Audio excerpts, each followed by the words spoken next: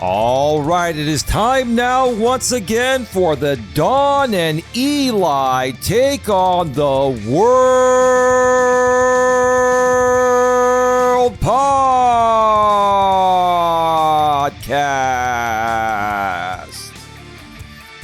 My name is Elias Mellis, but you can call me Eli for short. And who is this incredible lady to my right? Who are you? Who are you? Who are you? I am your girlfriend, Dawn Ledgerwood. You know what? You are my girlfriend, Dawn Ledgerwood, but you're also... Dawn Ledgerwood, sorry, I butchered that. But you're also the Vice President of the GNA, short for Genuine Networking Association, and Director of Operations. Yes, sir. Yes. Yes, you are. All right. Let's get to it. We have a lot to talk about here today.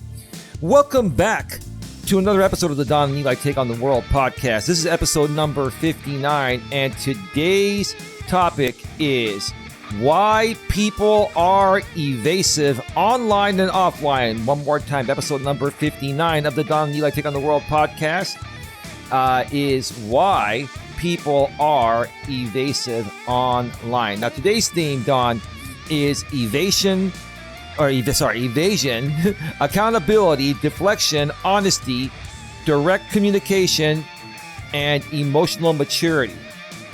Today, we're talking about something everybody has to deal with online, offline, in relationships, in friendships, in business, in families, and definitely in public conversations. Evasive people who can't answer a direct question, people who change the subject, people who attack the person asking, people who make everything bigger, louder, and more confusing instead of just dealing with the truth. And here's the thing, evasiveness is not always loud. Sometimes it is quiet. Sometimes it is subtle. Sometimes it sounds like an excuse. Sometimes it sounds like outrage. And sometimes it sounds like somebody answering every question except the one they were actually asked. So today, we're going to talk about why people are evasive and what it looks like online and offline, and how you stay calm when someone refuses to deal with the actual issue, because sometimes the answer is not in what someone says, it is in what they keep avoiding. But before we get to all of that, my lovely lady Dawn, as always, how's the past week been going for you here at the GNA, which is short for Genuine Networking Association, my love? Well, it's been, once again, another exciting week. Lots of stuff has happened. I'm not going to say whether it's good or bad. You know, you'll have to watch and see.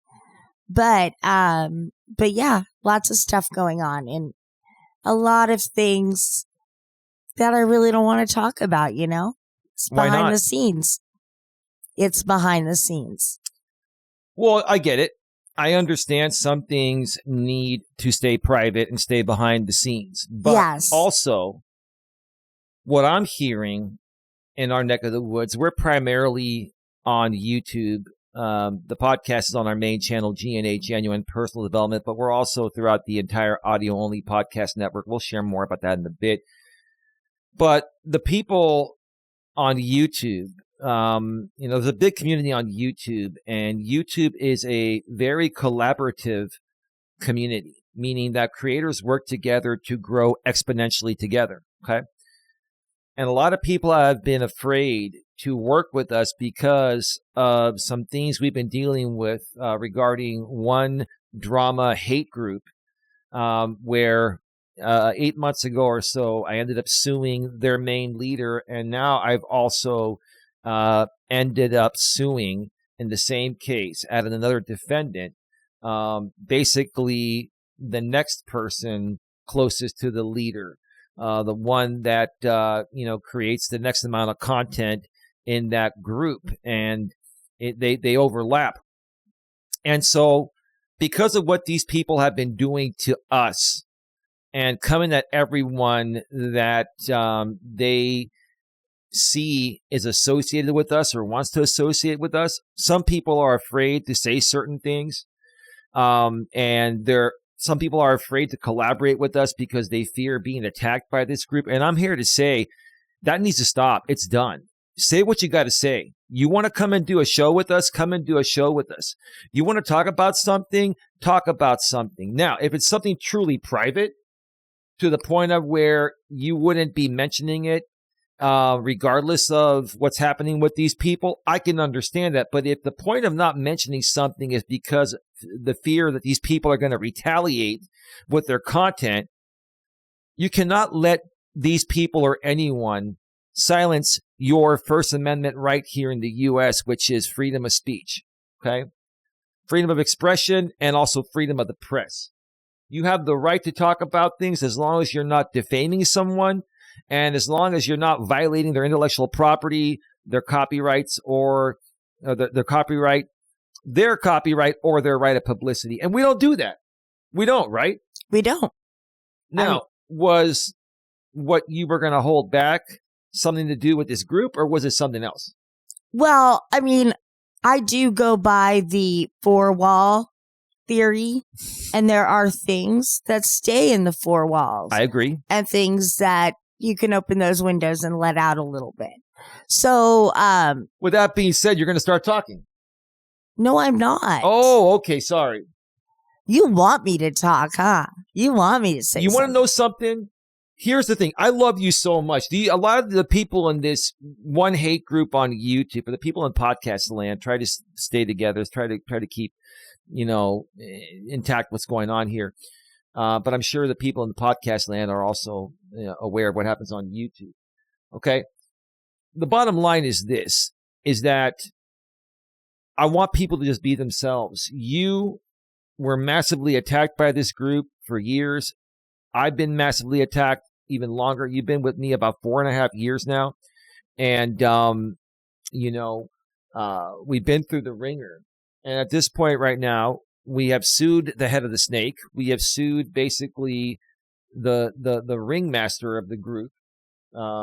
He's a man. Let's just call him Mr. J. Okay. And I'd like to compare what he does and the way he runs his operation and makes money is he runs it like a mob boss. What does the mob boss do? Controls everything, but is in the back, behind the scenes. They don't go out and do the dirty work. No. What they do is they're a coordinator. Yes. They're a coordinator, right? Go ahead. No, that's what I was going to say. They're the ones that call all the shots, but keep their hands really clean. Oh, they try to. Well, they try to, but that's what I'm saying. They try to keep their hands clean, but eventually there's going to be a crack there. Mm-hmm. Something's going to get out. When they're in court and they are asked interrogatories through discovery under penalty of perjury, they have to answer questions under penalty of perjury.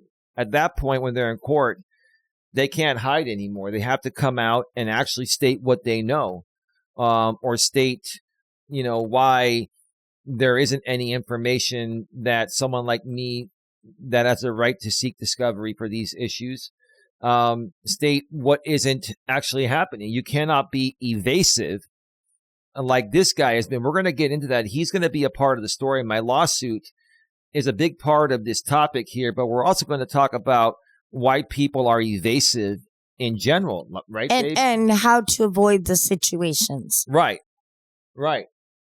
And so, it's basically, a lot of people are saying, yeah, this guy, Mr. J, Eli, a lot of the people on YouTube are saying, Mr. J is not really doing anything. You talk about him all the time and this and that. Well, he's not doing anything much on the front lines like he used to years ago. Because some of you have not been around for the past 8+ years that this has been going on. But he is doing things. He's coordinating things behind the scenes. And we're going to get more into that as this show goes on. He's coordinating things behind the scenes, just like a mob boss does in the mob. Yes. They coordinate stuff. They talk with the people privately behind the scenes. and then they get other people to do their dirty work for them. Yes. Right? Go ahead. There's like It's a hierarchy. a hierarchy. A hierarchy. Yes. Yep. Absolutely, with something like that. Yeah. I mean, you could not even compare it to mob situation. I think that's a perfect comparison. Well, it is, but I'm like, you could also compare it to a business situation. Okay. You know, you've got your CEO or your owner, and they're just not good. That's going to trickle down into their organization. They're going to follow what that leader says. You know, babe, and on top of what you said there, these people out there have tried to say, oh, you guys are a drama channel. The GNA is not about positivity. No, we are about positivity. But yes, I was trying to make it a little more dramatic by using the mob boss analogy, right? Mm-hmm. Which, that still doesn't make us a drama channel. We have to make things interesting and paint the picture as best as possible, right? Yeah. Right?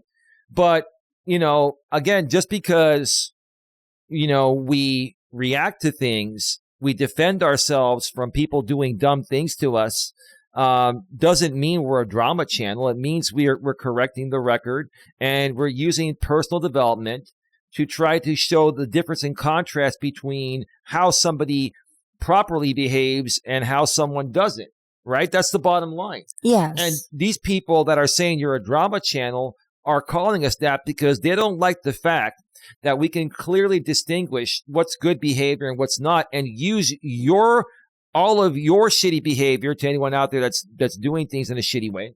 Use your crappy behavior as the perfect example to show the contrast of how you should behave and how you shouldn't. Yeah. I think they don't like being shown clearly that what they're doing as a grown 40, 50, 30, 40, 50, 60-year-old adult, I think they don't like the fact that we're showing it and painting the picture very clearly to the point of where it makes them look stupid and bad.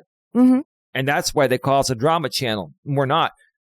If you want to call us a drama channel, call us whatever you want. It doesn't matter because we know how to handle things. Now, sorry about that, babe.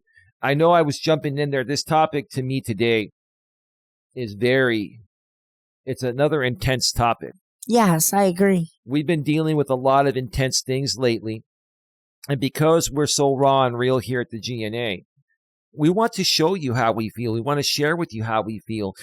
We want you to know up to the minute, as much as possible. We do live streams on our other, YouTube channel, GNA2. This is on our main channel, GNA Genuine Personal Development. And then if you're in the podcast land, go up in the description. You can click the link there. That'll redirect you to the video version of our podcast. And you can find out other ways through that description section on how to connect with us on GNA2 and in other ways.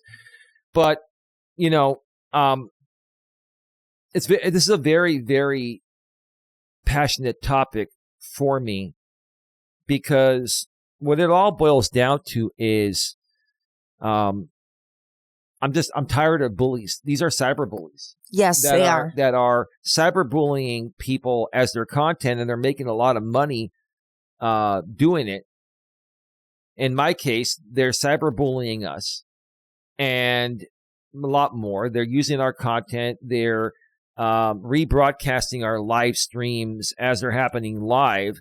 And, we've started to assert our copyrights to hold them accountable. So now some of the times they do these simulcasts as we're going live or as I'm going live on one of our YouTube channels. And then they're sharing, they're doing them unlisted and they're sharing that unlisted link behind the scenes in Discords or in private messages to try to evade enforcement. So in our current circuit civil case, I've actually formally served the first defendant, Mr. J, Mm-hmm. the head of the snake, the ringleader, the ringmaster, the mob boss, right? I've formally served him discovery to ask him, in plain English, I'll say I'm asking him for any information that he has knowledge of any restream links of my content being shared, on any platform or through any messages or anything like that. And he's trying to turn it into this broad discovery request, which is what he always does.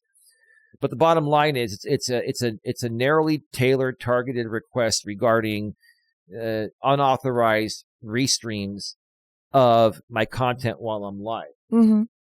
And the bottom line is, he's being evasive. He already responded to my discovery request. I'm going to have to end up filing a motion to compel because his answers were very vague. The thing is, he knows what he and his group are doing behind the scenes. I've even targeted specific people that create public content along with him through their channels, and they've also rebroadcasted, restreamed our content live. I've asked him, have you ever exchanged an unlisted restream link with this person and that person? Very, very specific, very targeted. Mm-hmm. Now, he's in my opinion, he's intentionally being evasive, because if he admits what I already know it's true, but the thing is, I don't have proof of what's happening behind the scenes. I just know what these people do. Mm-hmm. I know what they do. That's why I have the right to ask him. If he admits that, he's admitting to coordination with those people. And one of them is another defendant in this case that just added to the case. Let's just call her Miss T. If he admits to exchanging restream links with her and this other person, that admits to coordination right Mm-hmm. there, which is a main factor in this case, because I've sued him for defamation of character and intentional infliction of emotional distress. And then the other lady, Miss T, along with Mr. J, they both are being sued for civil conspiracy and common law unfair competition, where the coordination aspect is what those two causes of action primarily consist of. So me sending this discovery request to him basically puts him on the spot to where either he has to be evasive and lie, because when you respond to admissions and interrogatories, all of that is done under oath. Mm-hmm. Okay? And if his answers are vague, then I file a motion to compel better responses to discovery and try to get the judge to court order him for better answers. And if he doesn't do that, and we just keep escalating the process there until the court sees that he's being evasive, and then his credibility gets shot. So either he's going to tell the truth, which will practically prove my case, and he knows that, which is why he's being evasive, or he's going to try to evade, and that's going to make him look bad for evading. And so this is why I'm amped up, because I'm just sick and tired of how this guy operates and how this group of people operate, and just how evasive people operate in general. It's kind of like the mob almost, right? Yes. All right. Mm-hmm. Anything else you want to mention about that before we get to we have 10 questions again today to go over regarding this topic, babe, but anything else you want to mention regarding what's been going on at the GNA and other stuff, babe?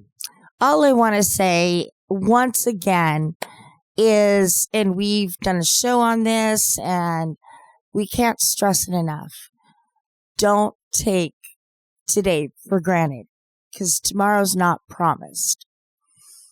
Last week, I had another friend pass away. She had a brain aneurysm. She was healthy. She was loved. Oh, I'm sorry. I know, and very emotional. Just a great part of my life. And, we played darts together and we hung out. And she was more of like a motherly figure to me. And I really appreciated her advice, the kind advice she gave me. And I hope and I pray she's resting in peace. Absolutely. Somewhere on a beach in Hawaii. So, right. Love you, lady.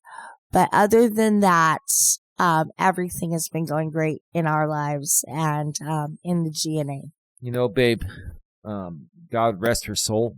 Yes. And may she rest in peace. So he's making his debut up here today. Oh, no. You have to go. Does he have? Okay. You know what? Babe, I'm going to turn the camera off.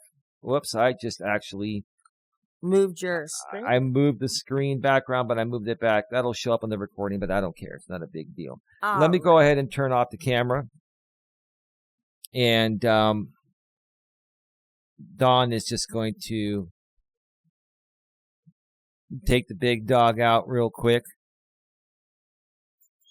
Whenever the big dog comes up and starts to, get closer or something, it's to tell that he has to use the restroom. And Don will be back very, very shortly. I've just got to say, evasive people, people that deflect, people that just can't admit the truth, even if the truth is going to hold them accountable for something that they deserve to be held accountable for. And the truth of the matter is that anyone that's being evasive to prevent being held accountable for something currently, even if you're in a current court case, well, ready? Hold on, let me get my headphones on.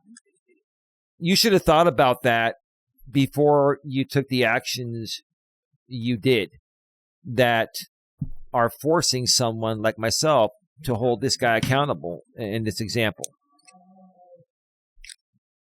That's the thing. This is all about choices.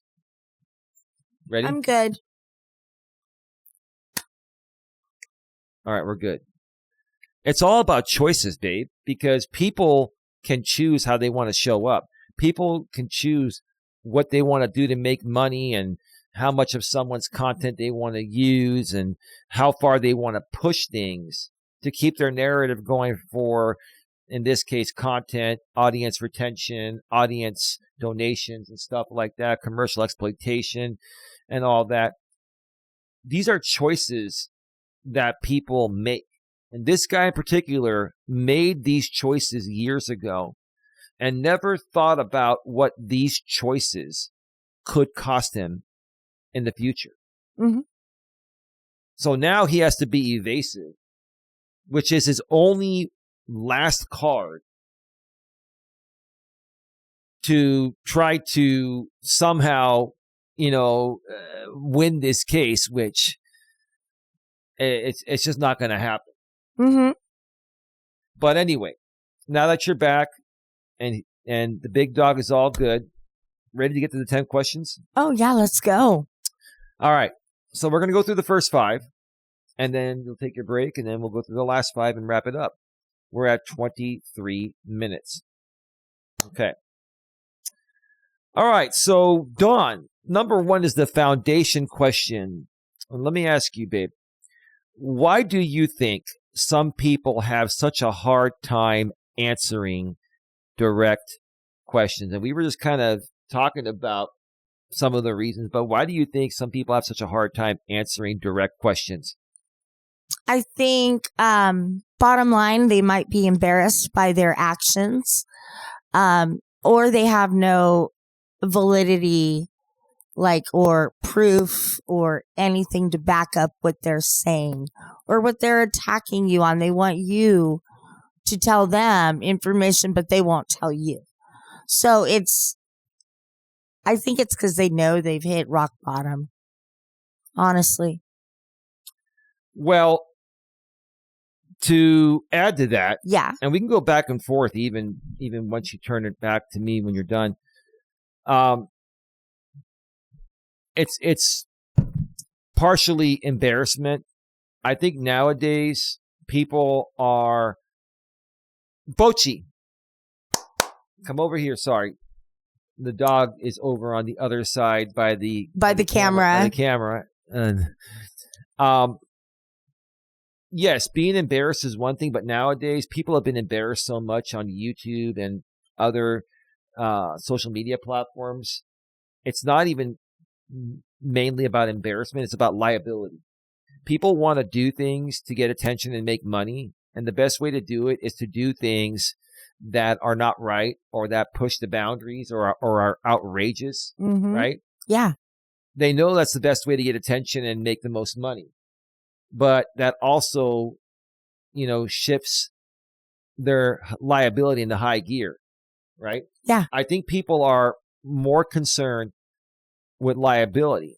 So when it comes time to answer direct questions, just like this guy that I'm suing, to answer a simple question and say, hey, what knowledge do you have about unlisted rebroadcasts or restream links of my live streams in any Discord that you run or you're a part of or anything? It's a pretty simple question. Yeah. It's the same thing as putting him on the stand and asking him a question, and then he evades to answer. What do the judges well, they do it in the real court too, but on TV, when you don't answer the question, what do they say? The judge says, get to the point. No, they say, answer the question, Yeah. Blah, blah, blah. Yeah. Right? By name, right? So that's the thing. When people realize that they pushed the boundaries, and now, especially if you're in a legal case, in a court case, where there's accountability, because on YouTube, there's really not much accountability besides platform enforcement, and these people get shut down all the time. Every single person in this guy's group, including him, they've been shut down either on YouTube or other platforms or a combination of both, and they all push the boundaries, right? Because they know what they're doing is at least partially not right or not legal or civilly violating, right? I'm not saying these people do everything wrong, but a lot of what they do is not good. Are you saying that a lot of things that they do are intentional? Absolutely. Okay. Just wanted to clarify. Yeah, well, it's absolutely intentional, because they know when they find an outrageous pattern or an outrageous subject. In this case, they've made me their outrageous subject. Right? When they find something that they can intentionally push the boundaries on, and it's made them money most of every other time they've done it, they're going to keep repeating that cycle until either A, they get arrested, which is not going to happen over a civil matter, or B, you take them to court. And even when you take them to court, I've been in court 8 months with this guy. Until there's a court order, he's not going to stop. Even during active litigation. The guy has only amplified his behavior, and he's like 10 times worse. I'm sorry, he's also evaded this court case by putting all of these other motions in to kind of delay the process. I feel like, obviously, motion to dismiss is gonna, hold things up and whatever, but it's just everything else that he's doing. And all he needs to do is say whatever he has to say to defend himself and leave it at that. There's no need for insults. There's no need for name calling, defamation, cartoons. Just defend yourself and move on like Eli does. Right. I think it's, you said evasive. I think more so it's an overwhelm and destroy tactic that a lot of people use. And the lady that I've also sued, Miss T, in this case, she's a party of the case. She's a part of Mr. J's group, and they both happen to live in Florida, where I've had to file the lawsuit, even though I'm in California, because Mr. J and Miss T are there, right? It's more about coordination, even before she became a part of the case. And as of the time that we're recording this, she hasn't even been formally served yet, but she's been responding to the complaint and filing a counterclaim. And even before last year, when the case was started, she was filing non-party, motions and emailing the judicial assistant to set up hearings. And as a party, you have no rights to do that. You have to go through, the plaintiff or the defendant to get your stuff filed. First off, you need to be served. Right. Before anything can go forward, before you have anything to say. Yeah, she either needs to be served or she needs to sign a waiver of service. And she hasn't done either one. I mean, there's been one attempt made to serve her through ABC Legal that I use, and they're going to make another attempt at some point this coming week. But I'm sure she's going to end up accepting service, because she knows if she doesn't, then if she comes to these hearings regarding things she's filed in response to my third amendment complaint, which is what added her to the lawsuit, Mm-hmm. then the judge is going to say, well, why haven't you been served yet? Yeah. There's And been so many attempts. yeah, Why? yeah. And if she's going to say, well, they just haven't been home when I've come. Okay. Well, I mean, she could contact me and I could let them know when you're going to be home, or you could contact ABC Legal and let them know. I mean, there are things she can do. We'll see what happens. That's not a big deal. But I wanted to say is that, I think it's more of a overwhelm and destroy tactic, and maybe it can be a little bit evasive. It could be a little bit sneaky. It's a sneaky tactic. It's more so like gamesmanship is what they call it within a court case. There's, in my opinion, and I would never put this in a court filing, but publicly I can say whatever I want. It's not going to affect my case. It's just what I think. It's gamesmanship. They try to game the system, right? Mm-hmm. And it's funny. These people have been doing it, and then they blame me that I'm trying to game the system when I've actually been the most procedurally proper person. They say you're trying to take away their First Amendment right. Oh, that too. Yeah. But they Right. want to silence you as well. It's like, come on. As well. No, I mean, first of all, when you say as well, it's implying that I'm trying to silence. Oh, that, yeah, No, I'm sorry. They're accusing me and us of trying to silence them. Yes. On the flip side, they're trying to silence us. Yes, that's what which is very hypocritical. Groups like these, drama groups like these, creators like these, they're very hypocritical. They're intentionally hypocritical. It's basically part of their content, part of their outrageous type of content. They end up playing the role of something that they're really not, just to keep the audience engaged and keep the donations coming in. Yeah. So, like you said earlier, a little bit ago, is it intentional? Absolutely. I mean, a lot of what the defendants are doing in this case is acting. But is it 100% acting, in my opinion? No. I'd probably say it's about maybe 60 to 75% acting. But, I would say the other, 25, to 40% or so is how these people are. Mm-hmm. A lot of these people are struggling internally with self-love. They're struggling to try to figure out what their purpose is, and because of that, they have made this drama thing their purpose. And then it's not who they really are, but it becomes who they are. It's not who they really want to be or who they really are, but it becomes who they are because they get hooked on it. They get attached to it. They get dependent on it. It's like they get a little taste of it and then they want more. Right. When they started making money, rebroadcasting my content and defaming me for dollars and all that stuff, when they started getting a taste of how much money this audience was paying them, they just kept on rinsing and repeating. And that's why we're in court, because after 6 to 8 years of dealing with this, it's time to end it. Mm-hmm. It's bottom line. Anything else, or should we get to number 2? Number 2, please. Online versus offline is the number 2 question, babe. Dawn, do you think people are more evasive online than they are in real life? That's a great question. Online, obviously, because you don't see the person. You don't know what's actually going on. You know what I'm saying? In real life, you can't evade things. You really can't. If you're questioned in front of somebody, that's different. You can still evade, but it's you can evade, but it's harder. It's harder. Yeah, absolutely, because they can legitimately have proof in their hands, right, that you're lying, and you don't know that. So I think it's easier to evade online than it is in person.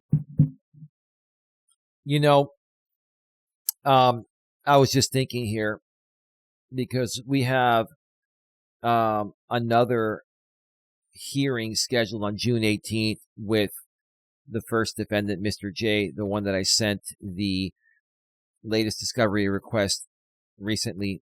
regarding information on unlisted restream links shared behind the scenes. We have a discovery request for him to produce the identity of someone that's very close to him that I believe has information regarding aspects of the case. And so I forgot where I was going with this. I was going somewhere with this, and I totally forgot. The bottom line is, I think what I was going to say was that that's right. When we go to court, he's going to have to answer in front of the judge why he's not willing to answer these questions. Mm-hmm. And at that hearing, I could let the judge know that, Your Honor, this matter is closely tied with a future motion I've already filed. I'm not here to make it about this hearing, but it's the same concept. It's been evasive. Like, he's been evasive in every single discovery request that I've asked him, to the point of where it almost seems like this guy knows that, any of the information that I get through discovery is going to prove my case, and it is. But if he doesn't answer, then it's going to end up making him look evasive and not credible. He'll probably end up losing the case much sooner. And what I was going to say is, what's he going to do? Go into court and plead the fifth on everything? Yeah, right. And pleading the fifth, right? You can do that in a criminal and a civil case. It's more so done in a criminal case, but you can do it in a civil case. But if you plead the fifth to like 10 questions that you may be asked during a hearing in front of a judge, that right could be taken away from you. We saw that on a show the other night where that one was going to plead the fifth, and then they actually got a court order for him to testify and not plead the fifth. He had to give the information. Well, and I don't know how that would play out in the real world. Yeah. The thing is, the Fifth Amendment is the right to remain silent. That's when you get arrested. They say you have the right to remain silent. Those are your Miranda rights. It's the Fifth Amendment. Anything that is part of the Constitution is something that judges tread extremely careful with. That's why this guy's throwing the First Amendment into everything, free speech, because that's his only defense. Yeah. That's it, right? He's playing the only card he has, and he's hoping that the judge sees that this is all constitutionally protected. And he knows judges don't mess with the Constitution. Now, I'm sure a judge could order someone to speak and to say you either need to speak or you'll be held in contempt. I think they can do that, but they're very careful when they do that. Yes. A judge would have to order someone either at a hearing, at trial. Yeah. Go ahead. It's most commonly for a criminal case. Correct. That could have information to solve a case or find a Right. missing person. Right. So those are extreme situations. They are. All right, moving on. All right. We are at 39 minutes. Question number 3. This is one of my favorite, babe. It's about deflection. So, Dawn, what does deflection look like to you? Well, deflection, I think by definition would be when somebody says something to you that, you avoid that question, you change the subject, you somehow turn it back on that person. I mean, that's all deflective character traits, and that's something common in somebody who feels backed up into a corner. Right, when they're boxed in. I like to call it being boxed. In this civil case, basically, a great strategy, and this is a strategy I've used all my life, is I'm not the kind of person I don't want to. I don't want to harm anyone. I've never been physically violent or anything with anyone. I'm not that kind of a person, right? But people antagonize you and they do certain things to you, right? And you want to make your say, and you want to stand up for yourself. And the best way that I've done it is I ask these people questions that I know they won't answer, because they know if they answer the questions I ask, they're going to be admitting guilt. Yes. And when people do you wrong, and just like in this case, I know for a fact they've talked about it publicly many times, saying we're going to share the Eli Restream link in the Discord. Both Mr. J and Miss T have said that. I could find those clips and give them to the court. I probably will. Right? But the bottom line is that, these people will deflect because they know answering the questions will incriminate them. Well, yeah, will possibly make them look bad, make them feel guilty, attacked, right? Or they'll look really bad online. And it's really, really strange that, the people in my case, they care more about what their YouTube audience thinks of them than being procedurally proper in the court. So nowadays you have the people in these drama type of groups. And a lot of them I've seen a lot of people get sued over similar things on YouTube over the last several years, right? And the people that get sued all behave the same way as this guy and this woman that I'm suing is behaving. They're very, very deflect. They deflect. You ask them questions on the merits, they spin it out of context. You could do a reaction video to them or a response and correct the record, and then they will take your correcting the record video or live stream, which is absolutely the truth, and then they'll spin it in a different way to their audience and make it come off like it's a lie, and then they'll do other things from the past. Like, I had some moments years ago where I overreacted on a few live stream panels. I said some things I shouldn't have said. They also, I had some private conversations behind the scenes with some people that illegally recorded me. And then somehow those were leaked out. And these people have been using those leaked clips to try to continue painting me to their audience and to the world as some kind of criminal or some kind of dangerous person, which I'm not. So they keep feeding that to their audience. Whenever we correct a record with something that is the truth, they go back to those 6, 7, 8-year-old privately, legally recorded, out of context, selective, out of context clips to keep it going, because that makes them feel good about themselves. It pumps up their ego and also pumps up their pocketbook. So yeah, deflection to me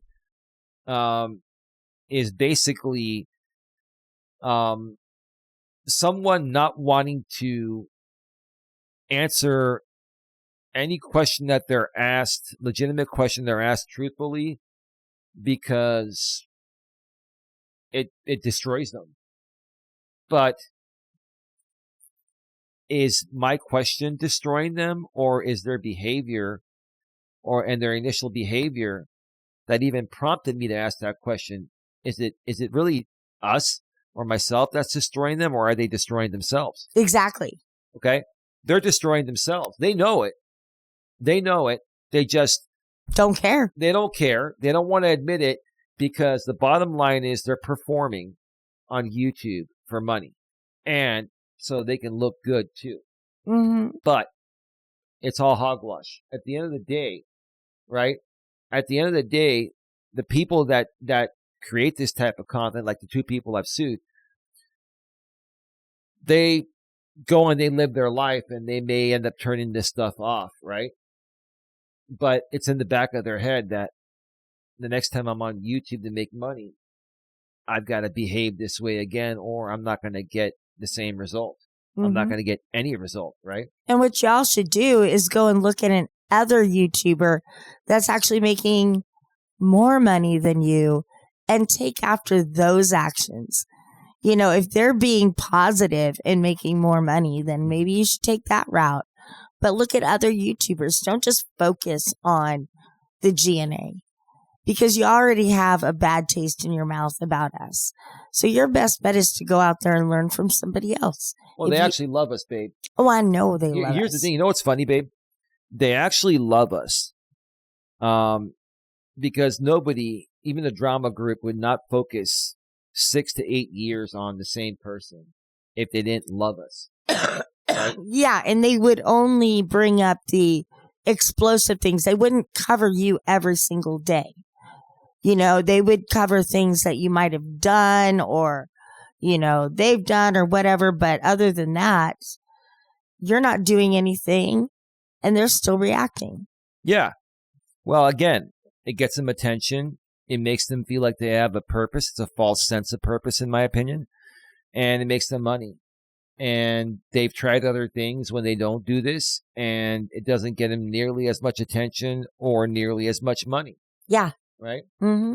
So anyway, anything else, babe, or should we go on to number 4? Let's move on to 4. All right, babe. Number 4 is about why people avoid the truth. So, Dawn, why do you think people avoid dealing with the truth even when the truth is obvious?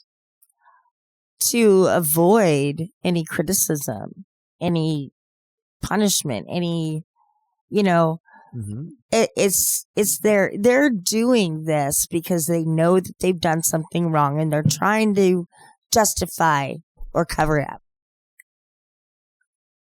Okay. Anything else? No. Yeah. So Don hit the nail on the head. People will avoid telling the truth because they don't want to deal with the consequences of their actions. And that could be, like you said, it could be optics online, like your credibility, how you're perceived, public perception, audience perception, right? But also, you know, if you're sued in a case like this guy and this lady are, it's liability. They want to avoid liability. They're trying to mitigate liability. And as a former insurance agent / broker, I'm still licensed. I just don't actively sell. You know, I'm still a licensed California independent insurance agent / broker, property and casualty and life and health. I understand liability better than all these people. And I'll tell you this, and we're all pro se in this case. We're all pro se.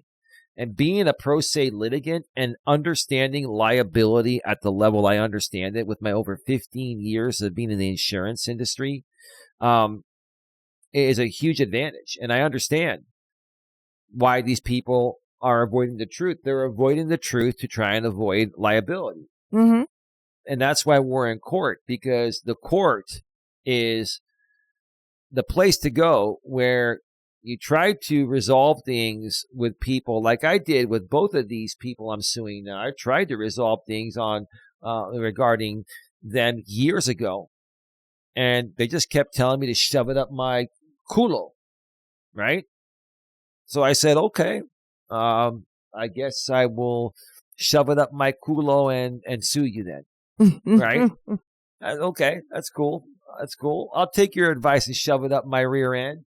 But at some point, now that we're in court, I think that role will reverse at some point. Yes. Yes. Let's just put it that way, right?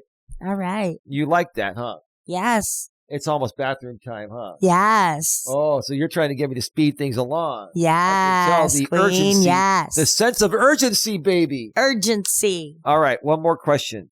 Okay, we're at 49 minutes.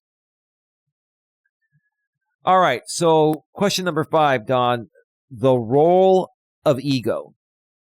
So, Don, how much do you think ego plays into evasive behavior? 100%. Oh, wow. Yeah, I mean, what you're saying is that somebody knows they've done something that's not right, but they keep evading that with other situations that are going on. You know what I'm saying? Yes. They blame it on something else, or they start speaking about something else. Or they blame it on the rain. Like Milli Vanilli, blame it on the rain. Yeah, yeah. Maybe we should lip sing it. Whatever you do, don't put the blame on you, right? That's what he does. This guy just blames it on the rain, right? Yeah. Right?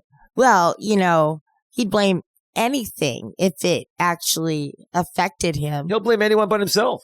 Oh, yeah. He'll blame the sun for giving him a sunburn or putting glare in his eyes, You are the sun. You are the rain. I'm telling you, I could say like almost any expression and we'll find a song. Which makes my life this foolish game, right? Mm-hmm. You know who that is? Is it Lionel? That's Lionel Richie, yes. That's my guy, with Lionel. All the plastic surgery, he still looks good on American Idol, huh?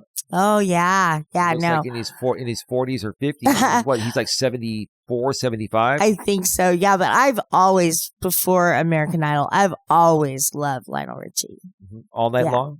All night long, yes. That's right. All night and dancing long, on the ceiling. All night, yeah. All night long. All night. Sambolita. I can't even do that part. No. All right. So before you go on break, how much do I think ego plays into evasive behavior? 100%, 1,000%, 1,000,000, billion, trillion, gazillion percent.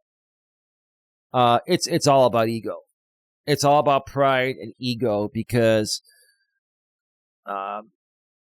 I was going to say most men, but because women are liberated nowadays and women are basically in the workforce just like men. So there's ego, for men and women. Yeah. A lot of women are acting like men nowadays. So especially this Miss T lady, she acts very masculine in my opinion. That's my opinion. I've heard so many women say, that they've got more balls than a lot of other men. That you're probably right about that. You are, because there are a lot of very weak men nowadays. And if you're a weak man, he probably wouldn't admit it. If you need help becoming a stronger individual, male or female, please reach out to us. We'd be happy to help you. Just reach out to us. The email is in the description section of wherever you're watching or listening to this podcast. And remember, Eli and I have sometimes different perspectives on things, and you can agree with one and disagree with another, right? But you don't have to hate us in a whole. Right. But ego, real quick before you take your break, a lot of these people, again, like I've always said, I said it earlier in this podcast episode, and I've said it many times over the years in various pieces of content. Okay. A lot of these people are struggling to figure out what their purpose is. And so when some of these people, like in the YouTube situation with these drama channels, drama is the easiest thing for anyone to create. You don't have to be attractive to create drama channels and run them. You don't even have to show your face. All you have to do is use an avatar on screen. And just, react to content and use other people's content.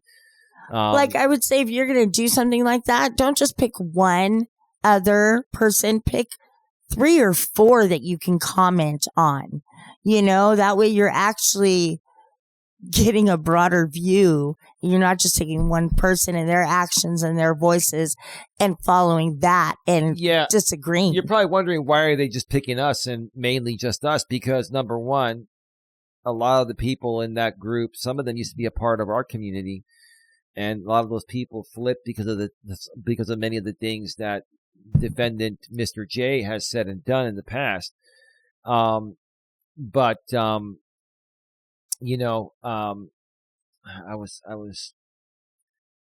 forgot what I was going to say, but going back to the ego thing, okay, it becomes their identity because they were lacking one before they found this identity. For example, the drama, YouTube channel creator. Well, frankly, they don't understand the psychology behind the ego. Yeah. And how that's supposed to work in somebody's personality. Yeah. Well, it's also that, they lack self-love. They lack self-respect. They're insecure. They're immature. Other things that they've tried to accomplish in life didn't pan out for them, or maybe they felt like they weren't getting paid enough and it was too much work for too little money. Like, there are many reasons, why ego plays into evasive behavior. A lot of it boils down to identity and these people struggling to figure out what their purpose, what their identity is. And so then they find something that gets them attention. It's not the most proper thing. But then they roll with it, just like they've rolled with coming at me and attacking me and defaming me for dollars and rebroadcasting all my streams and all that, So, ego is probably one of the biggest aspects of it. Anything else, babe? I just want to say, without using YouTube as an example and something that affects everybody's life, you want to look at ego? Let's look at our president.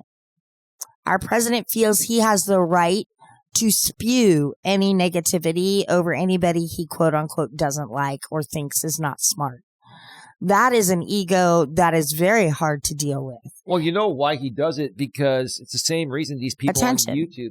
Yeah, he gets social media attention, and he's also selling products, and he's making money. Mm-hmm. He gets attention. Attention brings you money. Yep. And he's the president. So he has the biggest spotlight, not only here in the U.S., but the U.S. in the world. In the world has the biggest spotlight, right? So, because he likes it. Yeah, he I'm not going to say the W word, but Donald Trump is a drama W. He really is. And we could say he's a drama queen. He's a drama queen. Yeah, he is. Yeah. He absolutely is. But do I think he's just that way realistically, or is he acting? I think he's completely acting. I think it's a complete act. Yeah, I believe that some of it is an act, but I also think, yes, I think somebody who can do that and sleep at night, it comes from deep within. When you can sit there and talk highly critical about any department in the government, then the president is the leader of all government departments. Mm-hmm. The president should be helping make these government agencies, all of them, better. Yeah. Not talking them down, not trying to shut them down and stuff. I mean, if there's legitimate reason to shut down a government agency, I can understand any president doing it, but there hasn't been any legitimate reason. And Trump has messed with so many of our agencies, and he's criticized so many reporters from news outlets and stuff like that. He said some really nasty things, and guess what? Whenever he says it, he gets the attention of all media, not just the media, the right-winged media that more so already favors him, but even left-winged or more down the middle, type of media. Even the neutral media and the left media. Every time that President Trump does something out of whack like that, he gets the attention of everyone, and he loves it. Yeah, and you know what the most embarrassing thing about being an American right now is how much noise he's making across the whole world. Because if you go back to other presidents, I don't think that they were as big all over the world. They just kind of fit in with everybody. They weren't the Putins. They weren't, all the big bad people that run other countries. Right. They were just normal people doing their jobs. But no, Donald J has to make a spectacle. And he has to make everything. Yeah, and he has to make other people feel stupid in order to make him feel smarter. And look smarter. And look better. And it's also primarily to get attention to sell his merch and other products. The guy's a salesman, babe. He's a businessman. He's a businessman, salesman, however you want to say it. Like, he's in office to benefit himself. it's very obvious, but most people want. That's just my opinion. But anyway, all right. You want to take a break? Yeah. All right. Let me go ahead and turn off the camera here. Dawn's going to step away and take her restroom break. I love the background here today. Winners never give up. If you're on the YouTube end of things, you'll see that in the background there. And if you're not, I'm going to share with you folks how you can. So if you're on the audio-only podcast networks such as Apple, Spotify, Amazon Music, my lady's favorite, iHeartRadio, Amazon's Audible, we're also on YouTube's Music, and we're also on many of the other not as popular or as well-known audio-only podcast networks. If you're listening to us anywhere audio-only and you would like to view the video version of our podcast, which is the same exact, audio you're hearing, it just has video. We actually rip the audio from the video we record for the audio-only podcast. Please go below the description wherever you're listening to this audio only. About halfway down, you'll see the link to, that actual video. It'll redirect you back to our main channel, GNA, Genuine Personal Development. Make sure you subscribe, you bang the bell, and select all notifications while you're there so you don't miss anything in the future. And then go below the description section of that video. A couple lines down, you'll see the link to GNA2, Genuine Live Personal Development, where we go live pretty regularly, several times a week. We try to go live, if not every day, almost every day. I primarily do Walking with Purpose live streams from the park or trail or wherever I walk. I try to walk as often as possible. Lately, because of this court case, I've been walking about 3 to 5 times a week. I used to walk 6 to 7 times a week. I hope to get back to the 6 to 7 times a week because I don't like missing a day of walking. But we do Walking with Purpose streams. Sometimes, we do driving streams. Sometimes, we do Driving with Purpose. Sometimes we do On the Couch with Don and Eli. Sometimes, I go live from the studio, which is a similar setup as what you're watching pre-recorded here. On the YouTube end of things for our podcast, Driving with Purpose, Walking with Purpose, On the Couch with Don and Eli. I mean, there's so much going on, and Don and I and the rest of the GNA are executives. Besides me being the president and founder, and Don being the vice president and director of operations, we've got Sandra, who's our director of public relations, our PR director. We've got TR, director of special events, and we've got ODN, who's our director of online safety. And he is the perfect person for that job because he's dealt with a lot of stuff online similar to what I have and Don has, and many people over here on our end at the GNA have dealt with. So anyway, with that being said, I think Dawn is almost ready. You're back. I am. May I put the camera back on, You ma'am? may. Thank you, ma'am. All right. We are at 1 hour and 3 minutes. All right. So let's go ahead and let's continue where we left off, babe. We're at number 6, and this is about audience pressure. This is huge, and we've been talking a lot about this, and this is huge. Because in order to keep making money, a creator has to keep on making content that their audience wants and keeps them around. If this audience is used to getting drama content on Eli, that's the only thing they're going to respond to primarily. So, Dawn, when people are online in front of an audience, do you think that makes them more likely to be evasive? Yes. I think it's like the being the keyboard warrior, a keyboard cowboy, however you have to say. It's really easy to evade things when you're sitting behind a computer. Like I said, if you're face to face with something, you're caught in a lie, But when you're sitting behind that computer, you're not showing your face, you're not doing any of that. You're evading. Totally. Where you don't want to evade? Court. What's that? Court. Well, I was going to say the IRS for taxes. Yeah. That's called tax evasion.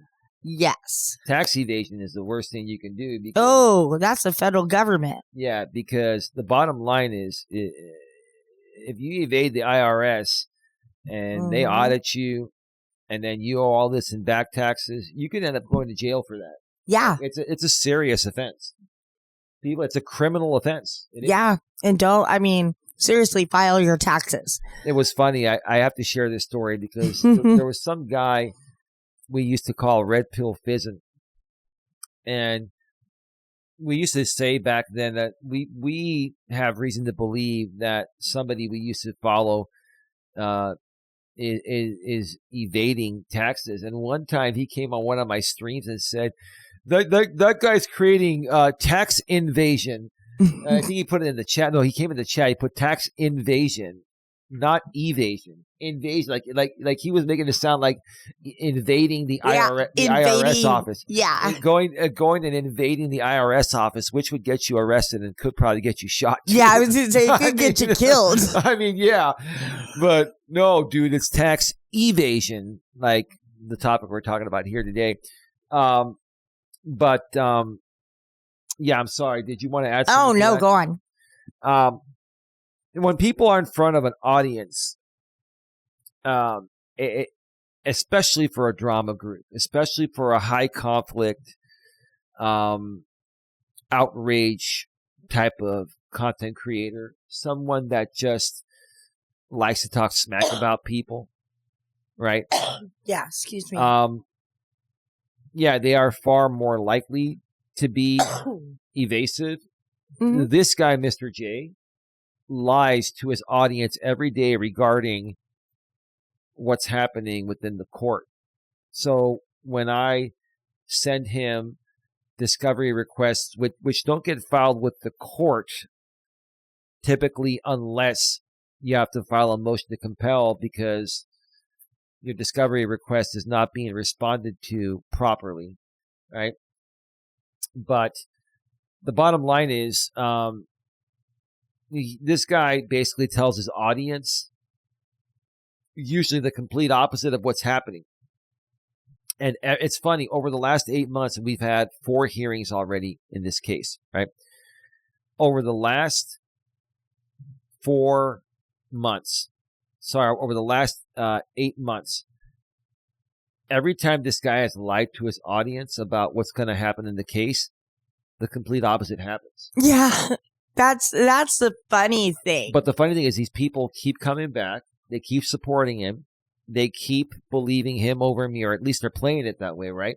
Well, yeah. Go ahead. Yeah, I was going to go back to when the defendant tried to get an RO on you. Oh, a stalking order, stalking order. Yeah, and it was even comical to the judge of why he tried to say I sexually harassed his mom and I'm over 2,000 miles away. Like how is that possible? Yeah. Right. Yeah. And I he's going to say that I said some things online, but I never sexually harassed his mother, even online. All I did was make commentary on, his parents' relationship, and things that, they've done in their relationship. He put it out there publicly. Yeah, he introduced that to the audience. Right.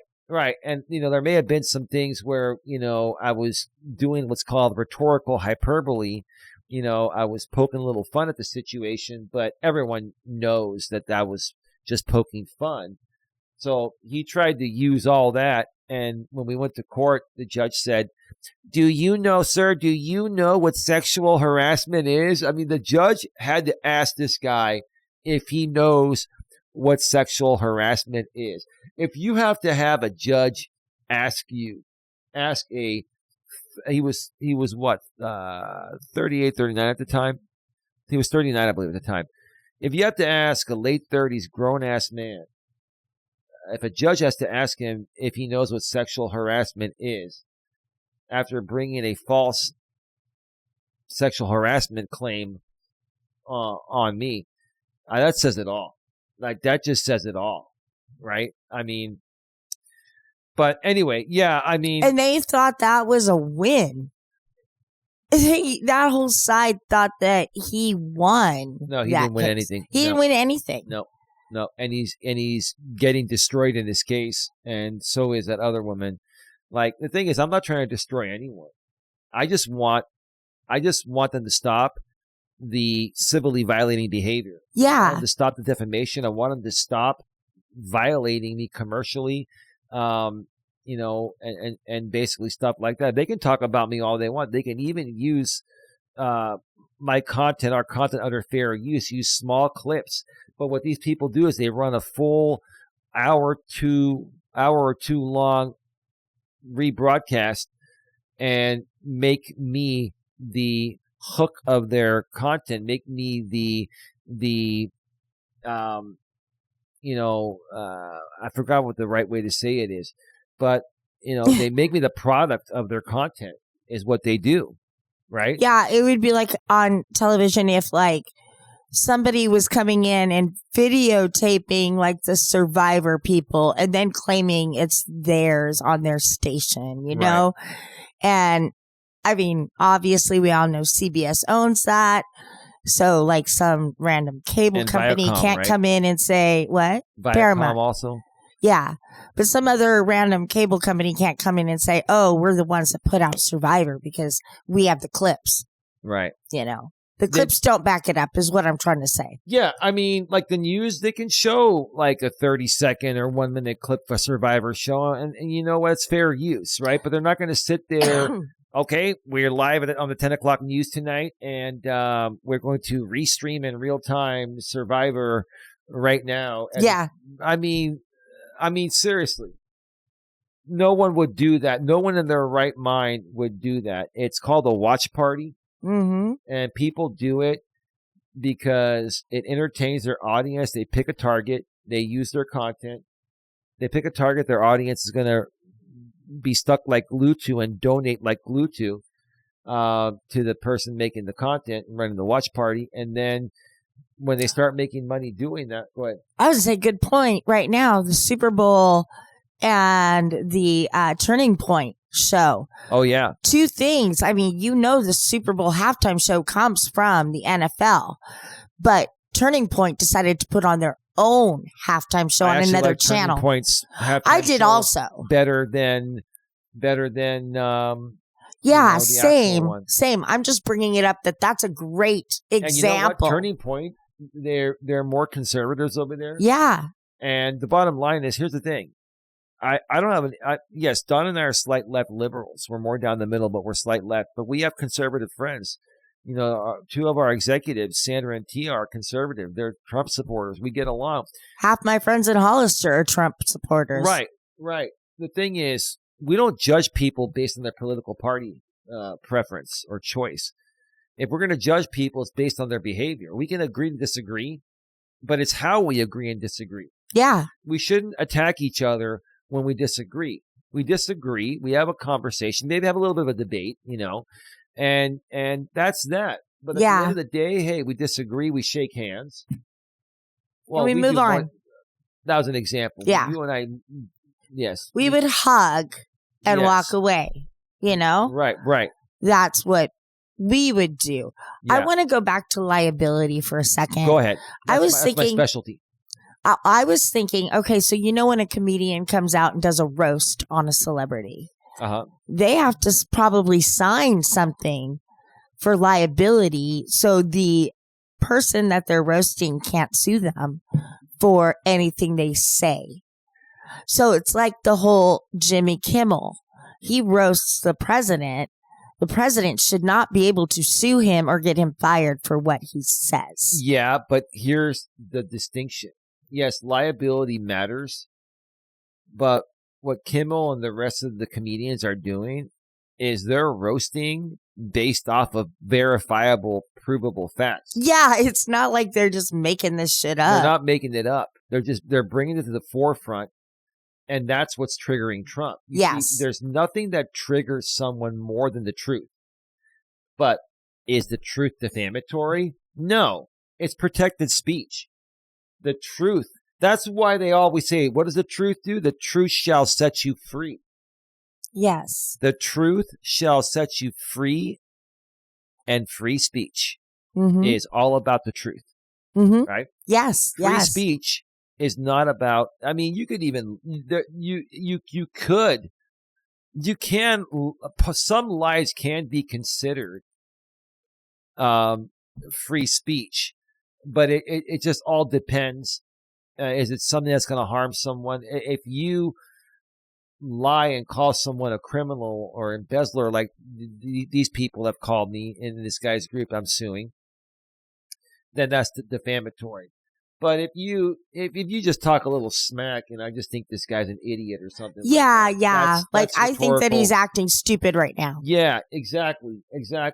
So what Kimmel does, and he does it so well, and that's why Trump, you see, this is the funny thing. Trump, they all make it on the people on the right make a big deal about freedom of speech, yet their Lord, Savior, and Messiah, Donald J. Trump, President Trump, is the king of trying to silence people. Which I go back to that he actually tried to make himself Jesus. Right. That was really, really disgusting to me. Right. I mean, well, I just had to say that when you said your Lord, Savior, and Messiah. Guess what? Even Chris Cuomo put that on his show. Like, listen, when you get Cuomo's attention doing dumb shit like that, that means, oh, Jesus, shut that down right away. Oh yeah. But oh man, but yeah, I'm sorry. Sometimes the president just shocks me, and I just laugh. So, yeah. All right, let's go on. All right, 1 hour and 16 minutes. Okay, so question number 7. This is about evasion in relationships. Dawn. Ooh. How does evasiveness affect relationships? Now, are we talking like it could be romantic or personal? Either one. Both. Same thing. In a relationship, evasion is just you're asking for destruction of that relationship. If you are sneaking off and playing dumb about it, oh, I know, I thought I had an appointment, but it was this other day. And, just evading common questions like, oh, what did you do today? Oh, yeah. That kind of stuff. That's in a relationship. In a personal life, I think it's easier to maybe deflect to something else to get people's mind off of that. But I don't really know so much. Like I could just talk like relationship wise is that I know that's like the things that would be evading truth. And, I go to like affairs or drugs or gambling, things like that, in a relationship. In a personal one, I think people could pretty much stand up for themselves and not be around the invasive people that don't want to tell the truth, don't want to take accountability for their actions. They could just choose to not be around that person. Right. But when you're in a relationship, that's a whole different story. No, absolutely. Yeah, I mean, evasiveness affects relationships in many ways. It destroys tenfold. It destroys trust. Because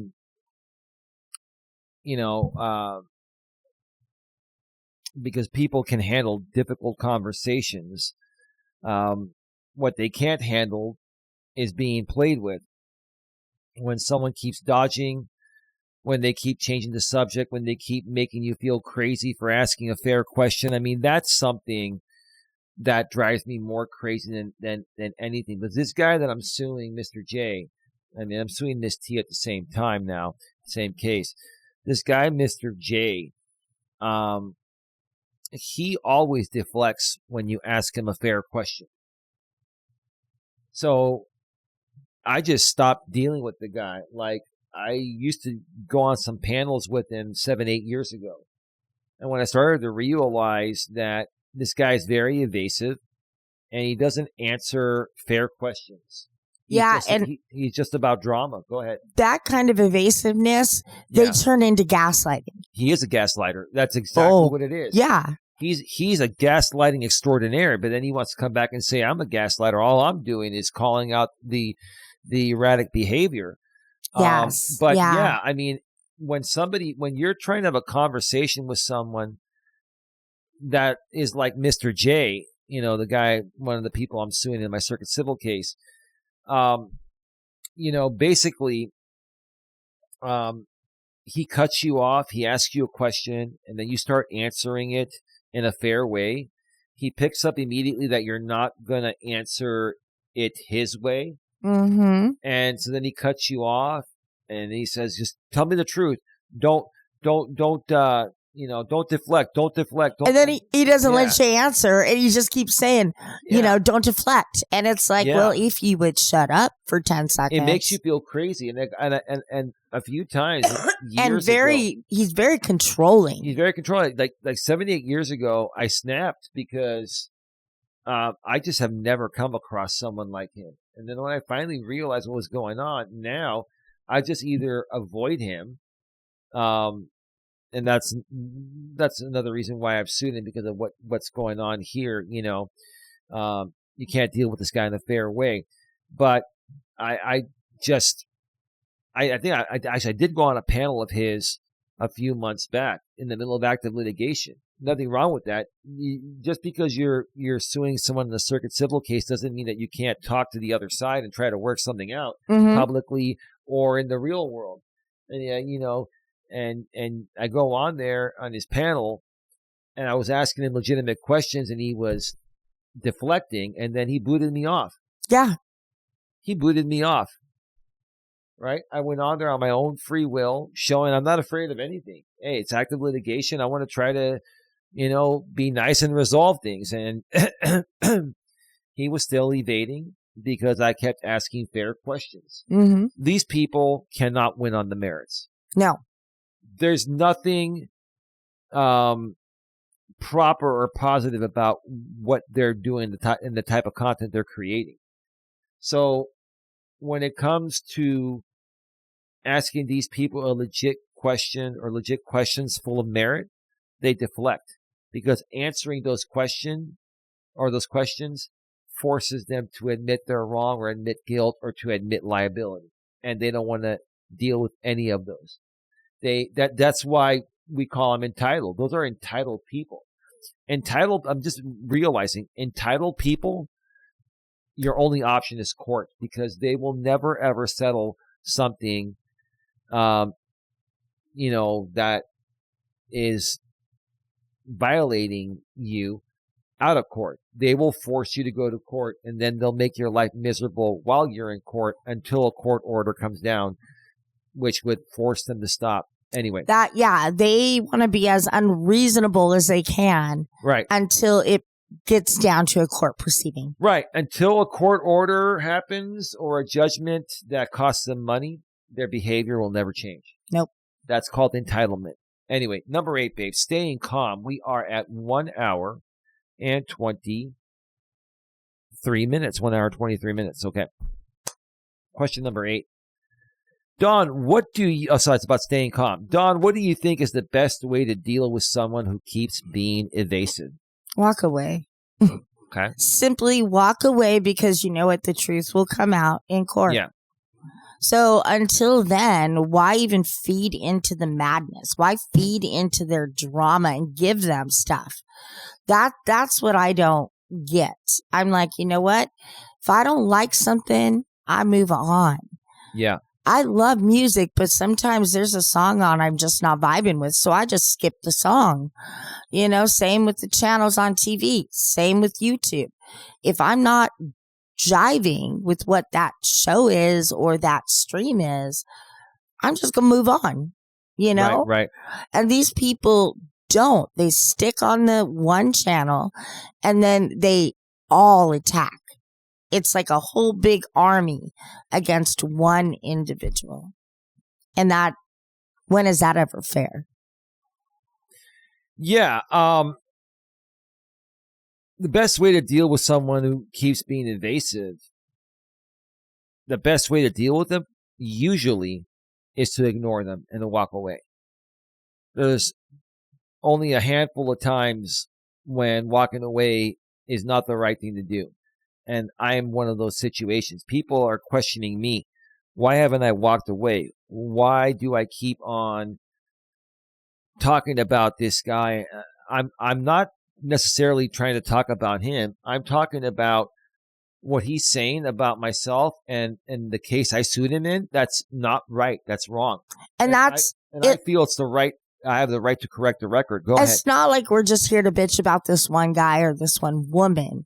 This information we're going over, even though we're relating it to the case, is also informative to people that might be going through something similar. And through something like that. And maybe they listen to Eli and they're like, oh, that's a good point. I should look into that. So we're not just coming out here to bitch. We actually do have the desire to help people through a situation like this. So I just wanted to say that. No worries. So, the best way to deal with it, like we were saying, is to ignore them and walk away. But when I've walked away many times, the answer is this: not only to the new people in podcast land, but to the new people on YouTube and the people that have been on YouTube following us for a long time. Okay? I've walked away for 8-9 months before, not even talking about this guy once. And he continued to rebroadcast me, continue to use my content. He's always used sound bites of things I've said online as a content hook for a show. Truth bombs. I mean, there's so many things. This guy has commercially exploited the shit out of me. And it's because he has an audience that responds primarily only when he's commercially exploiting me. Mm-hmm. And so, if it wasn't for me and us running a business here, and, if it wasn't affecting us from growing and making money out here on YouTube, I wouldn't care to talk about him. The bottom line is it's affecting my pocketbook, and it's affecting my reputation, and it's affecting other people that I care for. And so,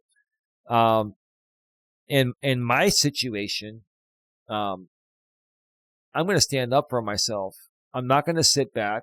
I'm not going to let this guy or this group of people just continue to do things that affect me and harm me on the YouTube platform and on social media. And they may come back and say, well, we don't talk about you much anymore. No, that's not true. They may say, well, we only talk about you because you talk about us. No, the thing with me is I only talk about people when they talk about me. And I only talk about people when they talk about me if they're saying things about me that aren't true. If you say something, and if you say a nice thing about me and I hear about it, I'll give you an acknowledgement. Thank you for the kind words, and move on. But if you come at me or someone I care for, if you come at us with defamation, with lies, reputational harm, if you commercially exploit us, if you take advantage of us in civilly violating ways, then I'm going to stand tall on that. And I'm going to keep standing tall on that for as long as necessary. And if people are tired of it and they don't like it, you can just change the channel. And I want to say that goes for all of the executives on the GNA. Same thing. What you were saying. I think they're all on the same page. Yeah. I think they're all on the same page. And here's the thing. Some people may be tired of hearing Mr. J's name pretty regularly on our YouTube channels. If you're tired of that, then change the channel. I'm not going to change the channel. I am tired of hearing about it because I just want this all to be over. Yeah, but I don't. But I can't. Be very clear with what you say, because Mr. J will. Yes, yeah. You're not tired of me. No, I'm not tired of you. I'm tired of hearing his name. Right. You're not tired. And you're supportive of the shows that I do to correct the record, is what you're saying. Absolutely. But you know what he's going to click? He's going to click me holding my hand up, saying that that you're tired of hearing his name. Yes. He's going to edit it to make it sound like you're tired of me saying it, and that's what he does. Whatever. I don't. Honestly, whatever. Clip and put out whatever you want. Like I say, if it makes you happy, great, because it don't affect me. If it helps you sleep better at night, whatever. Whatever. Because I sleep fine without having to do that. I know. Me too. I love you and the dogs. I mean, it's great. Like nighttime, after the day is done, we sit down, we hang out. We snuggle. It's all good in the hood. Mm-hmm. Okay. Love you. Love you. Love you. All right. So that was number 8. We're at number 9. Just a couple more to go. We are at 1 hour and 30 minutes. Dawn, number 9. When silence says a lot. So, babe, do you think sometimes what people refuse to answer tells you more than what they actually say? Well, yeah, because it goes back to evading the truth. You know, there's more to this story that you're not telling me. So there's something wrong there. I just feel, sweetie, I'm going to be honest, a lot of these questions kind of intertwine. Of course, that's the point. And so it's like I sometimes feel like I've already said or answered that type of question. I don't want to. You know what Coach Corey Wayne says? Repetition is the mother of skill. Is the mother of skill. Yes. That's the point. But go ahead. So ask that question one more time. Okay. So, do you think sometimes what people refuse to answer tells you more than what they actually say? Well, yeah, because it's a lie, whatever they're saying. You know, especially if you know, you're asking them something, you know, as simple as, you know, they took the yogurt out of the work fridge. You know, you saw it on the cam and you ask, oh, I didn't take it. I don't know what you're talking about. I'm allergic to yogurt, you know, when you've clearly seen them do that, you know, I mean, it's just like, you're evading the truth for what? What is it going to get you? Get you there. All it's going to get you is to see the truth and be held responsible for it. That's it, basically. Right. Now, I'm pulling up, I'm not going to show this on camera, but basically what you do when you serve discovery, what you do is you send interrogatories, and then you send requests for production, and then you send requests for admissions, right? So the question that you just responded to, that I'm going to respond to, do you think sometimes what people refuse to answer tells you more than what they actually say? I'm going to read a few things here that I asked Defendant Jay in my, sorry. Give me a second here.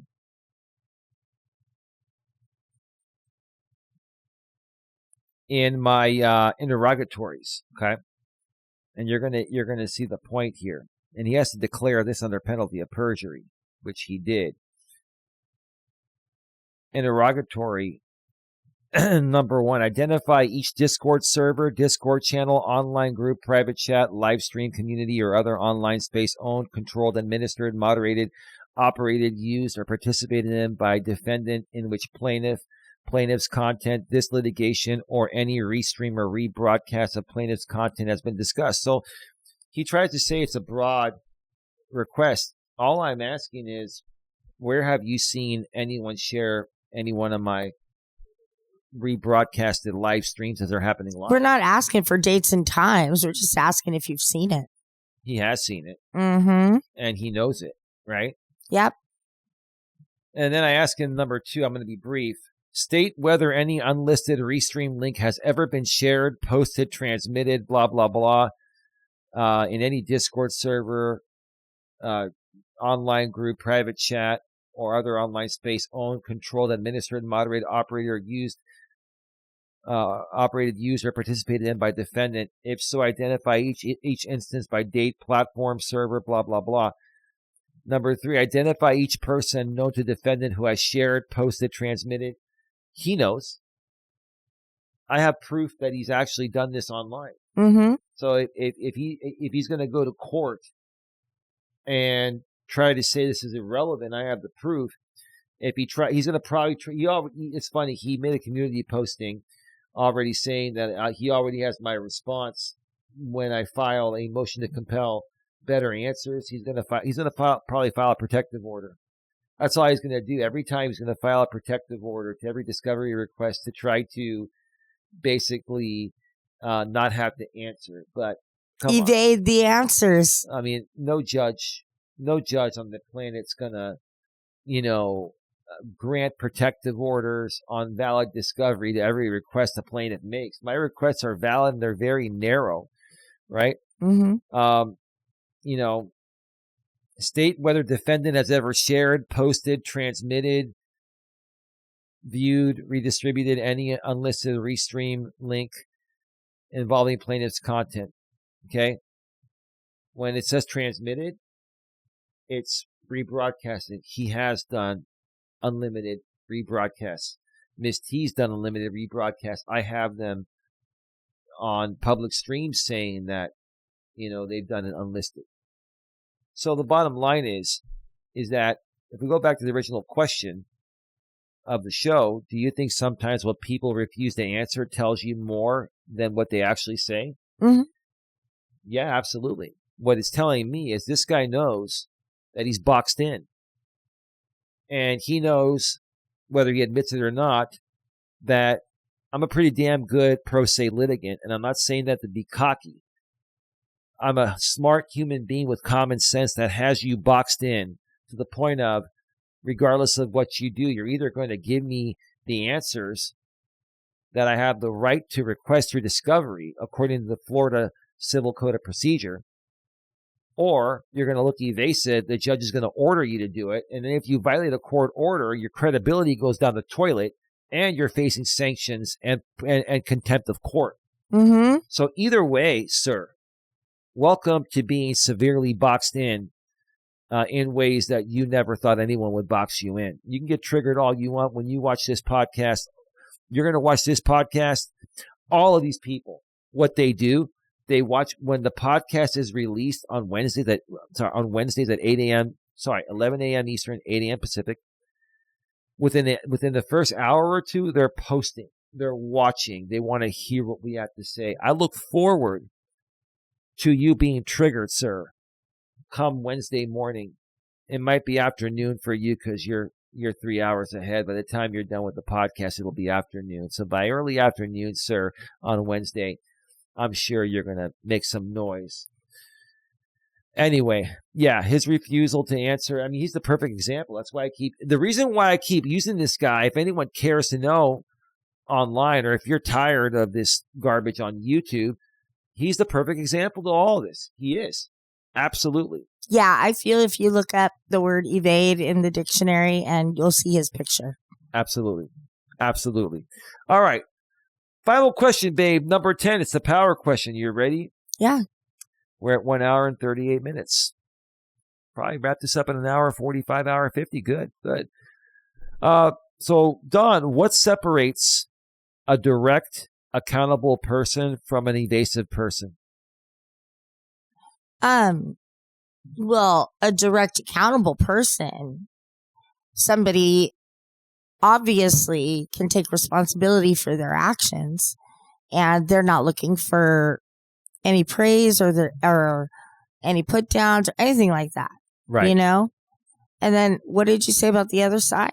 Well, it's basically what separates a direct, accountable person from an evasive person. Basically, what is the difference between someone that is accountable? I was going to say accountability. And someone evasive.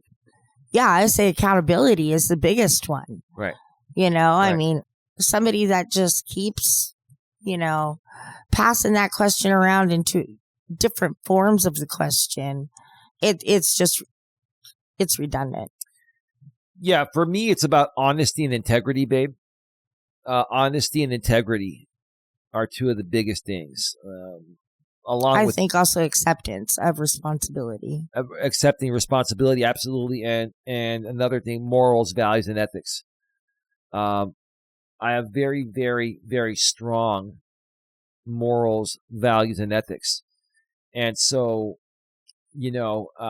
someone that can be held accountable, and everyone should be able to be held accountable. Like everyone, any decent human being is going to be an accountable person. Mm-hmm. The people that are not are struggling internally one way or another. They're struggling with their identity. They're struggling to figure out what their purpose is. They're struggling to figure out, what can they do for work to make them a good amount of money while enjoying what they do, Mm-hmm. right? They're struggling with self-love, self-respect.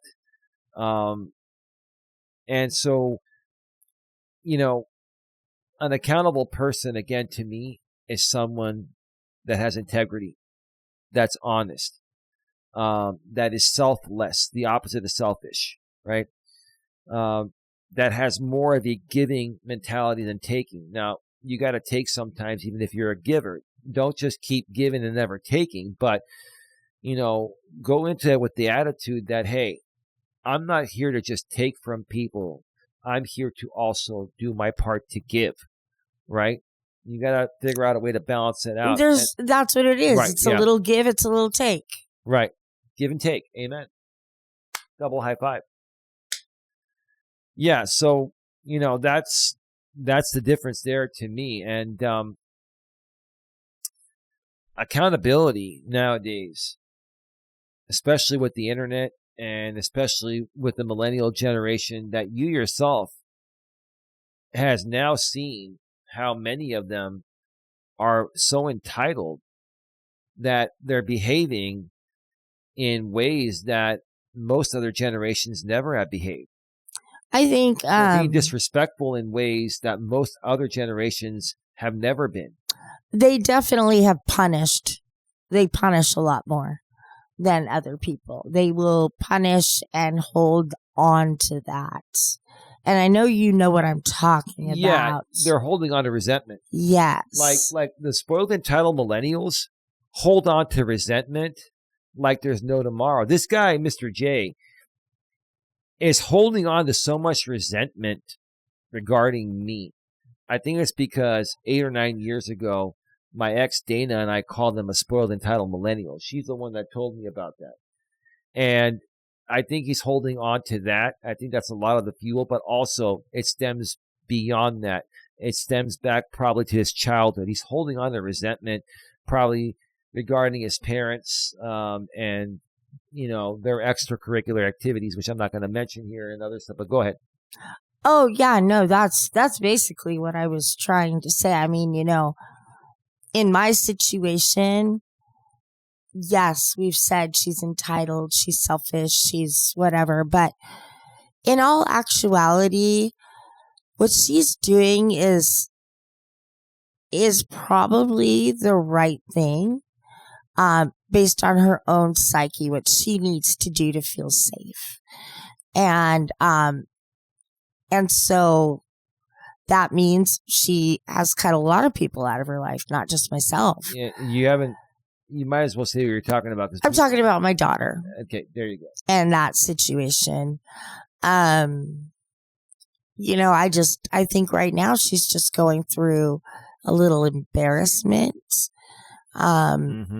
for being very reactive and not listening to things through. And I think right now, we both love each other. We're both not mad at each other. Mm-hmm. It's just kind of one of those things where she's embarrassed. You're not the only one being punished. No, I'm not. Why don't you, please, because there are other people in the family. Now you can basically tell this group that's been coming at you regarding this for years publicly, which we don't care what they think, but we'll say it anyway. Oh, yeah, I am not the only family member. It is right now, I would say, another grandmother and another grandmother. I'm not going to state whether they are regulars or steps or I grands. mean, obviously, it's a great grandmother. Well, it could be a stepmother. She has one of those. Okay, that is true. And, so that way I can't. And you said another grandmother. The only other grandmother would happen to be her husband's mom. Yes. So, I mean, don't get mad at me for not. No, that's what I'm saying. It's the other grandma. You said the other grandma. The only other grandma is the husband's mom. Yes, but also they consider my That's not ex. 4 walls when you put it out there already, right? Am I in trouble? No, but I see, shut up. Thank you. Thank you. I will. My ex-husband's new wife is called grandma. No, I understand that. So there's me, there's his mother, right, and my ex-husband's new wife. So there's that. She has one great grandma. Yes. And that's your mom. That's my mom. Right. Because Nolan's grandma is no longer your around. Mom and I are good now. Oh, you guys. We're tight. Her mom and I are, because you know what? Because Dawn's mom actually knows I love Dawn, and I was fighting for Dawn years ago because Dawn went through a lot of things with the alcohol and stuff like that. Got cleaned up. It's all good. And we're good.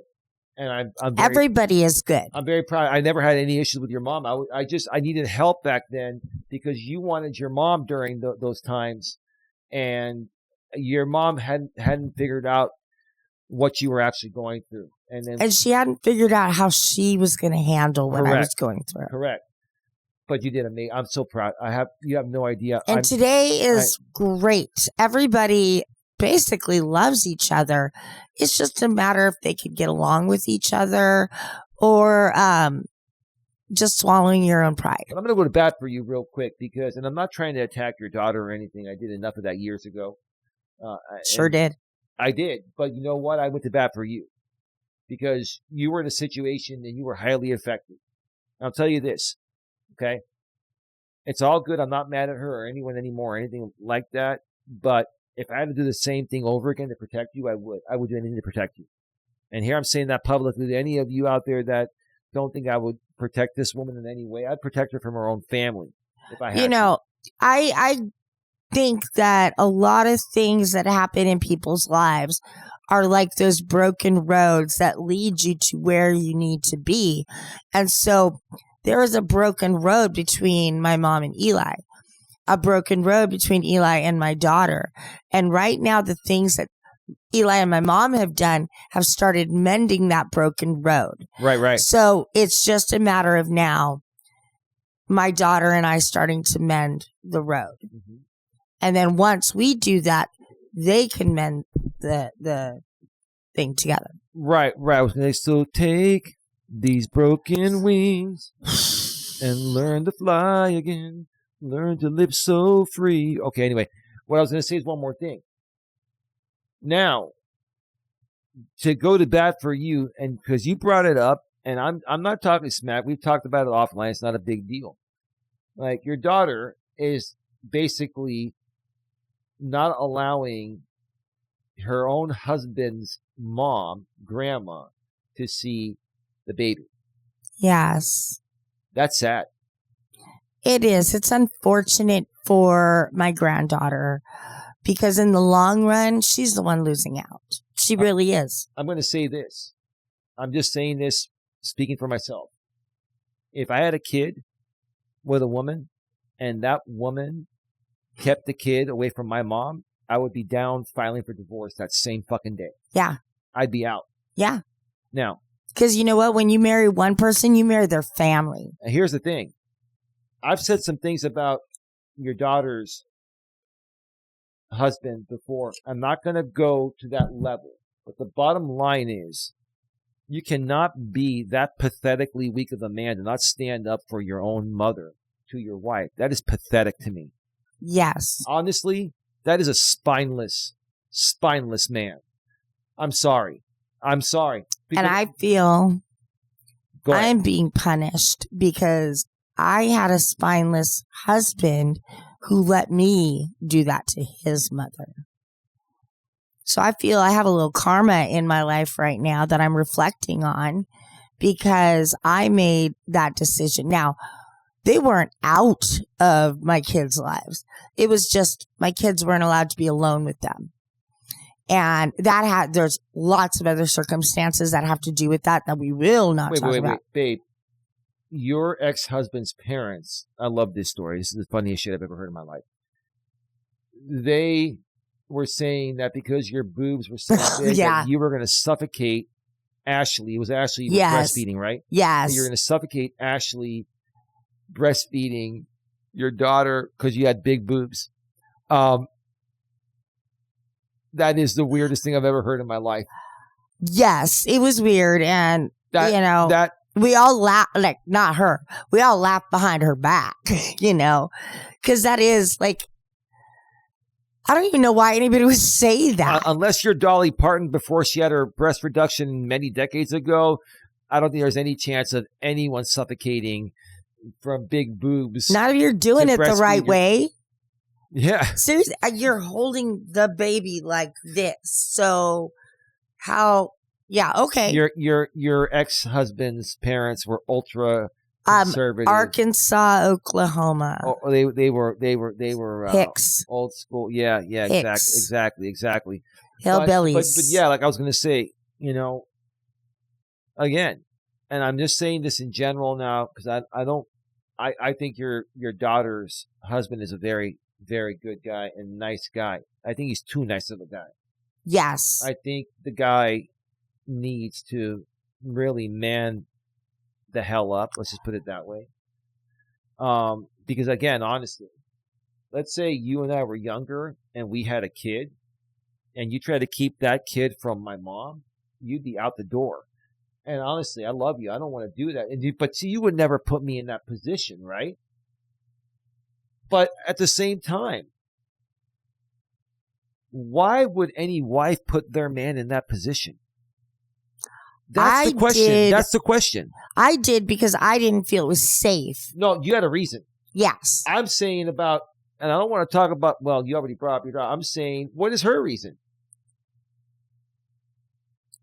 I don't know exactly what triggered the reaction. I really don't, because she wants that baby all to herself because she loves it so much. Well, it's not even just the baby. It was before even the wedding. I don't know what I said that triggered her because we haven't spoken since. And so, but whatever triggered her, we're both over it. My mom has said, even if she's not talking about me, she could see the sadness in her eyes because she's around my mom. That reminds her of me and the times that it was her, me, and grandma doing things. The older she gets, she's going to regret it. Yeah. Right? Yeah. Just like with my dad.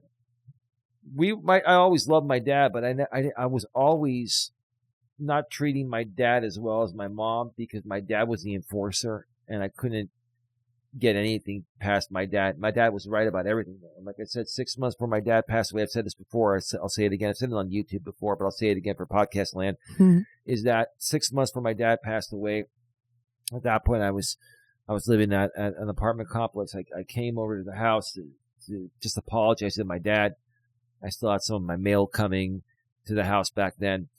And I just told him he was right about everything, and I said, you were most right about that. It's funny what a man will do for a piece of PUSSY. Yes. And my dad's like, well, son, you were younger and you didn't. My dad was cool about it. Like, I'm like, no, Dad, you're right. You're right about everything. That was the defining moment in my relationship with my father. And then 6 months later, he passes away at the church at the age of 76, right before he was about to chant the hymns with the priest during the Easter service, the Easter liturgy. And I will tell you, had my father gone to the grave without me doing that, I would be messed up right now. I would be, I would not be the same man. I don't know. Maybe I would be an alcoholic or even worse. I don't know. I'm just glad that I was able to come clean with because nobody knew he was going to pass away. He passed away all of a sudden. Just like my friend. Right. Healthy, and she didn't drink, she didn't smoke, and none of that. Even though I played darts with her, but she was drinking soda or iced tea or whatever. Right. But healthy person, you can't We looked it up every way you possibly can. You cannot prevent an aneurysm, whether it's in your brain or in any other parts of your body.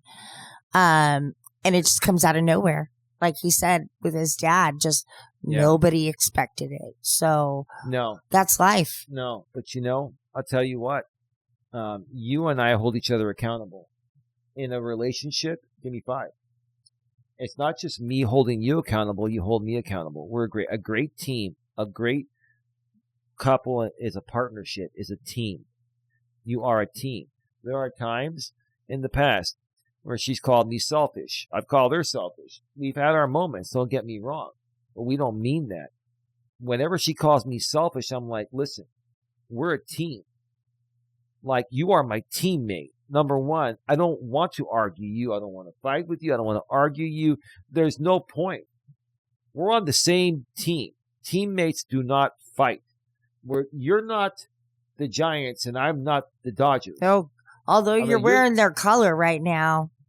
Well, I might burn that like shirt. This shirt. No, this is a nice Under Armour shirt. As I say, I'm going to burn it. You're like, I love this shirt. I got this like 60, 70% off. This is a shirt that technically normally would cost probably like $70. I got it for like $25, $30. You got me one like the same color, and I was like, oh, I can't wear that. Just forget about it being Dodger blue, okay? You're saying it's Dodger blue. Yeah. Yeah, we all know how I feel about it. But anyway, Dodgers. Yeah, I mean. All right, let's move on. I'll tell you this. Last thing before we move on to the end here. Your daughter, I'll tell you when it's really going to turn around. When your daughter's husband basically calls her out, I'm going to be nice. When he just says, sit down, we need to talk. I love you, but you're out of line. Well, not even that, but maybe enough's enough. We've made our point. No, she's out of line. He needs to come out and say that. Okay, but no. Let me just say, because, you know, we talk about communication and right. how and what we say. You don't want to come at her because you already know she's going to react in a negative way. She's going to react no matter what he says. He can come across it the most polite way. I just think if he said, come on, babe, you know, I think that we have, quote unquote, punished them enough. Let's just maybe allow phone calls occasionally. Just a little stepping stone, an olive branch, whatever you want to call it. Sweetheart, let me say something respectfully. I appreciate how you've come at me. You want to know why? Because if you were to come at me with some bullshit lullaby, I wouldn't buy it. I come at you about time. You know when I listen? Is when you come at me strong and you're like, listen, this is ridiculous. It needs to stop. Besides that, whatever. Mm-hmm. All I'm saying is this. You cannot hold someone accountable by being more nice than you already are. It's not about being mean. It's about being firm. It's about being firm. You don't get violent. You don't overreact. You're firm. You say, hey, babe, we need to sit down. We need to talk. This is serious. I've been just letting this go because I don't want to upset you. But now this is affecting my mother that I love. It's affecting my family. It's affecting your family. Affecting your family. And it's affecting our daughter. And now your actions are affecting me. And I've let it go because I know it upsets you, but now it's upsetting you.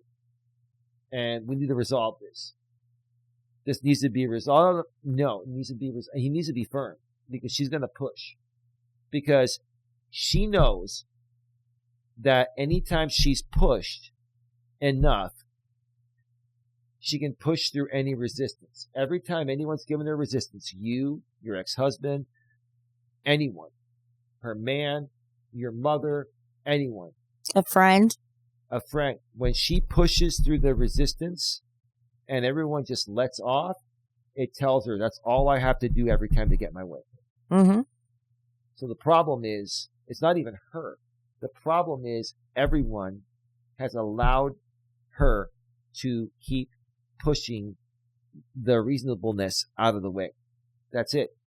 I think a lot of people have that talent where, you know, you say, okay, let's use this for instance. It happened to us today. You know, I wanted for him to stop and get some orange juice and donuts for us. And by the time he got out there, they were closed. Well, that happened today, the day of the recording of the show, which is a Sunday. Sunday, May 3rd, 2026. This will be released throughout the entire podcast network on Wednesday, May 6th, 2026. But it was today, the day of the recording. Yeah. It was a half an hour after they closed. I think they changed their hours. Yeah, thought they were open till 3 on Sundays. On Sundays, and now they changed it to 1. So now we know. He was not upset, but he was like, "Oh, she's gonna be disappointed, and I don't like to disappoint her. I don't want to disappoint my lady. I don't like doing that." Yeah, and so it was like, but I was like, "Yeah, I'm disappointed, but I understand. I can't control the hours of the donut shop, but what I can do." But you had your heart set on it, and you have emotions, and you were really craving it. And what I can do is just say, "Alrighty, babe, we know the time now. I'm going tomorrow." So, well, yeah, you're going tomorrow, but I'm saying in the future, I'll make it up to you. If we say, "Okay, we know they close at 1, babe, can you really try to make it out there before that?" That's all the communication we need, is you make one little tiny mistake, which isn't even yours. Right. Initially, I mean, the only thing we could say is you just went after 1, which wasn't your intention. Right. And so it's like, I can't be mad mm-hmm. at this man. I could be disappointed in the donut shop for closing so damn early. Right. But, it's a donut. When I called guys. you and I told you if you wanted something else, you're like, "No, we'll just do it tomorrow." I could tell the disappointment in your tone of voice, and I felt really bad about that. So, but I'm glad when I got home you were good and no, I was fine. I thought about asking you to stop by Starbucks, but I know the ones right there are very hard to get in and out of. So I'm like, I'll just wait till tomorrow. No big deal. Amen. Thank you for being so understanding. I love you for that. Yeah. All right. Anything else, babe? Nope, any other final thoughts or anything like that? Or should we start wrapping this up? Wrapping it up, boo. So, babe, before we wrap it up, let me just end by saying an accountable person can say, "I was wrong. I don't know. I need to fix that. I should have handled that differently." An evasive person needs 10 excuses, 5 distractions, and an audience to cheer them on. That's the difference. Accountability is simple. Evasion is complicated. I have a great one. Yeah. No, it's like you have a friend and they have a bad drinking problem. You can't sit there and tell them, you need to stop while you're sitting next to them at the bar. It's a contradiction. It's not telling him. You're not being genuine in what you care about, which is their health. I'm not going to sit next to a drunk person and have them tell me how much I ruined my body. You can't sit here online and do the same thing. You can't both do the same thing, but then put the other one down for doing it. Right. No, amen. Now, there's a little bit more here. I think what this really comes down to is directness, because direct people, they don't need to create fog. They don't need to confuse the issue. They don't need to attack the questioner. They can just deal with what's in front of them. And that doesn't mean every conversation is easy. It doesn't mean every answer is perfect, but it means there's honesty. And honesty is what builds trust online and offline, in relationships, in business, in families, in communities. Trust comes from consistency, and evasiveness destroys that consistency. It destroys trust. Right. And a lot of people think they're getting away with something when they avoid the question, but over time, people notice. They notice the pattern. They notice the deflection. They notice the excuses. They notice that every time the conversation gets real, the person runs in another direction. So if you're watching or listening right now, ask yourself, babe, and everyone else, are you dealing with someone who communicates or someone who performs? Are they answering the question or managing the perception? Are they being honest or just trying to avoid consequences, because once you understand evasiveness, you stop chasing distractions. You stop begging people to be direct, and you start paying attention to what they keep avoiding. And you know what, babe? Just like I say every time when we end the show now. What is it? Be good to each other? Well, no, that not yet. Don't take life for granted. Don't take life for granted. Anything else, babe? Nope. All right. With that being said, it is time to start wrapping this up. All right.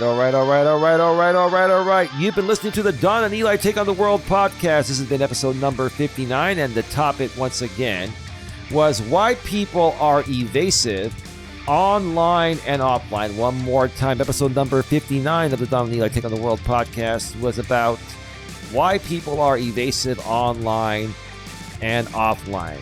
Now, babe, before we go, one more time, if people are listening to us on the audio-only podcast networks such as Apple, Spotify, Amazon Music, your very favorite, iHeartRadio.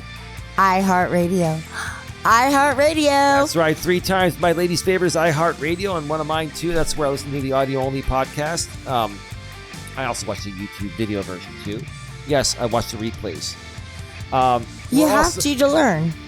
What's that? You have to learn. See if you. Well, yeah, you want to make sure it's all good and better your delivery. But anyway, we're also on Amazon's Audible. We're also on YouTube's Music. YouTube's Music has audio and video. Why? Because YouTube, it's part of YouTube, and it's also owned by Google and Alphabet Inc. So it's all good. We're also on many of the other unknown, not as popular audio-only podcast networks. If you're listening to us audio-only, go to the description section about halfway down. If you want to watch the video version, you'll see the link redirect you back to that actual video, which also redirects you to our main channel, GNA, Genuine Personal Development.